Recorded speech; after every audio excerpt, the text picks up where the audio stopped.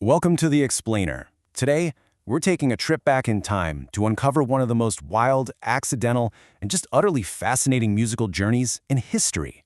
We're going to look at the story of Lenny Kaye. He's a guy who set out to do this really simple archival project, and well, entirely by accident, ended up completely rewriting the DNA of modern music. If you're into discovering how massive cultural shifts often start in the most unassuming, unlikely places, you are absolutely going to love this. Okay, let's dive into this. Reflecting back on his project 50 years later, Lenny Kaye honestly said it best. If I knew I'd be talking about it in 50 years, I would have fucked it up. I would have tried to make it too conceptual. It was a lark. And you know, this perfectly captures the completely accidental nature of this entire musical revolution. He wasn't trying to change the world, he was literally just putting a bunch of his favorite, forgotten records together for the sheer fun of it. And that brings us to the ultimate question we're answering today. How did one record store clerk's passion project, literally just a compilation of obscure, dusty singles, accidentally map out the entire blueprint for punk rock? How did a collection of songs that were already fading into obscurity somehow shift the tectonic plates of music history? Section 1. The Fading Sounds of the 60s. So before punk, there was garage rock. Between roughly 1963 and 1968, kids all across North America took the influence of the British invasion and dragged it down into basements and dive bars. With cheap gear and absolutely zero studio budget, they created this raw, primitive sound. It was completely driven by DIY energy, super simple chords, and unapologetic teenage rebellion. What did this actually sound like? Well, picture this. Fuzz-drenched, clanging guitars playing super simple 2- or 3-chord structures. Cheap gear causing glorious, chaotic feedback. Rough edges everywhere. You had singers delivering these unintelligible, snarling vocals. Actually, Jack Ellie's notoriously mumbled lyrics on the track Louie Louie literally triggered a 31-month FBI investigation because people thought they were obscene. It was pure, untamed teenage rebellion. It wasn't about precision, it was all about attitude and just letting loose. And this brilliantly illustrates the massive shift that happened as the 60s turned into the 70s. The mainstream started getting dominated by early 70s progressive rock. You know, that highly polished, complex, rock is art kind of stuff. In stark contrast, that stripped back, untamed, feral 60s garage energy, it was almost entirely gone. By 1970, most of those bands had broken up, their singles had fallen into bargain bins, and this incredibly raw sound was on the verge of being lost to history forever. Section 2. Lenny Kaye's Accidental Mission. Enter Lenny Kaye in 1972. At the time, Lenny was just this young guy working as a clerk in a record shop down in New York City's West Village. He was a rock writer, a huge music enthusiast, and a scout for a label. The legendary founder of Electro Records, Jack Holtzman, called Kaye into his office and offered him this little project. He said, gather up a list of songs from the short-lived, musically rich era of the mid-60s so they wouldn't be forgotten. It was genuinely meant to be a quirky, fun archival project with very, very low stakes. Kaye was incredibly eager and got straight to work. But there was this funny point of friction with the label right off the bat. Kaye absolutely insisted on naming the compilation Rockin' and Reelin' USA. Fortunately, Holtzman completely refused, and the label ultimately chose the name Nuggets. Even Kaye laughs about it today, admitting it was a very wise move. Because honestly, Nuggets is the absolute perfect title for a collection of unearthed golden tracks. Section 3. Mining the Musical Nuggets. Kaye meticulously curated a sprawling double LP that acted as this incredible showcase for economy. It was just bursting with powerful, compact blasts of proto-punk. He included foundational tracks like The Seeds' Pushin' Too Hard, which is just dripping with defiant tension. He included the 13th Floor Elevator's You're Gonna Miss Me, driven by this wild group of acid-fueled Texans whose tragic story actually saw their singer, Roky Erickson, eventually placed in a psychiatric hospital.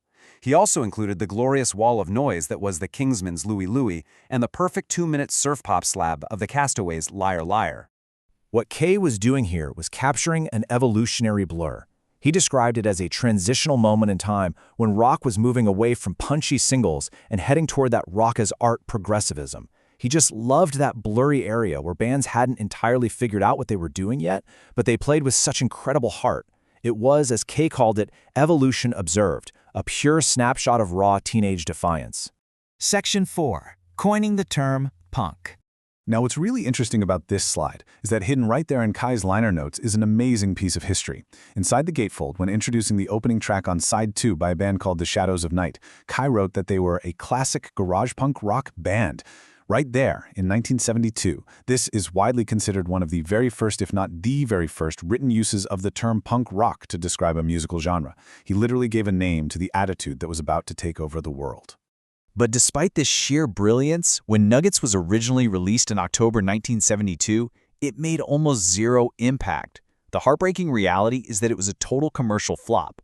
Lenny Kaye received a measly $750 advance for his work, and after a few years, the label literally sent him a note saying the album was never going to generate any royalties, so they were just going to stop sending him statements altogether. Ouch, right? So you really have to ask yourself, how on earth did a massive commercial failure go on to spark a global musical revolution? How do we jump from a $750 flop to a complete cultural earthquake? Section 5. The blueprint for a movement. Well, take a look at the slow burn impact here. You have the garage rock peak between 65 and 68, then that forgotten 1972 release of Nuggets. But the real magic happens 4 years later. In 1976, Seymour Stein of Sire Records reissued the compilation with a brand new cover, and this time, it hit like a thunderclap. 1976 was the exact moment a whole new generation of frustrated youth was desperately looking for a sound that rejected the bloated, overproduced music of the 70s. The reissue of Nuggets added pure fuel to the punk explosion. These raw, fuzz-tone, 3-minute tracks resonated instantly. The Ramones heard it and totally adopted its sensibility of making compact, incredibly fast tracks, even covering the Seeds. The band Television started covering the 13th Floor Elevators. The album filtered all the way over to the UK, heavily influencing The Clash, the Sex Pistols, and The Damned. In fact, music historians and journalists have cited Nuggets as the literal roadmap to punk. It was the missing link between the rebellion of the 60s and the revolution of the late 70s. Section 6. An enduring golden legacy. So, the crucial point is that Nuggets didn't just inspire punk, it birthed an entire niche industry. It spawned a massive crate-digging culture, where small labels scoured the earth for obscure tracks, which led to legendary compilation series like Pebbles, Rubble, and Back from the Grave. It led to official sequels like Nuggets 2 and Children of Nuggets. Lenny Kaye himself went on to become the guitarist for the iconic Patti Smith group. And incredibly, because of this one album, forgotten 60s bands like the Electric Prunes suddenly found an audience and were able to reform and tour decades later. How cool is that? It's a deeply personal legacy, too. Recently, Lenny Kaye recalled being in a bar in Oslo, Norway, 50 years after the album's release. A fan walked up to him and simply said, "Nuggets changed my life." And Kaye just smiled and replied, "Thank you. It changed mine as well." It's a really beautiful reminder of how a project born purely out of passion and joy can reach across decades and continents to connect people. Which leaves us with this final thought for you to chew on.